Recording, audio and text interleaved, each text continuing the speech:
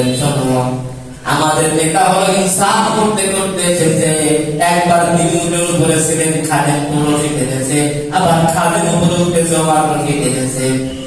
এইটা দেখার পর খ্রিস্টানরা বলল, শোনো, যেই নেতা এমন ইনসাফ করতে পারে, খাদেমকে উঠে উপরে উঠায় শিখাতে পারে, এই নেতার দ্বারা কখনো চুরি ডাকাতি জানাবাজিদের আশঙ্কা করা যায় না।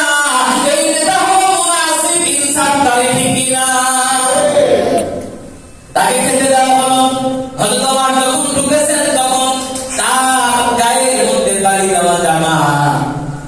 আমর ইবনে আস রাদিয়াল্লাহু আনহুর কাছে গিয়ে বললেন, ওমর, কি জামা পরে আসছেন? আপনি অন্য দেশে আসবেন, ভালো একটা জামা পরে আসবেন না, কি জামা পরে আসছেন? ওমর রাদিয়াল্লাহু তাআলা কিছু বললেন না। খাবার খাওয়ার সময় প্লেট থেকে খাবার পড়ে গেছে, ওমর সেই খাবারটা উঠায় খায়। সাহাবী তাকে দেখে বলেন, ওমর করেনটা কি? মানুষে কি মনে করবে আপনি খাবার উঠায় খান কেন? তখন ওমর রাদিয়াল্লাহু আনহু বললেন, শোনো, নাহনু কওম আযাল্লাল্লাহু আহসানাল্লাহু বিল ইসলাম, আমরা ওই জাতি ছিলাম, আমাদের কোনো মর্যাদা ছিল না। আমি ওমর উটের রাখালগিরি করতাম, উটের রাখাল ছিলাম আমি। এই কোরআন মানার কারণে আল্লাহ আমাকে এত বড় বানিয়েছে।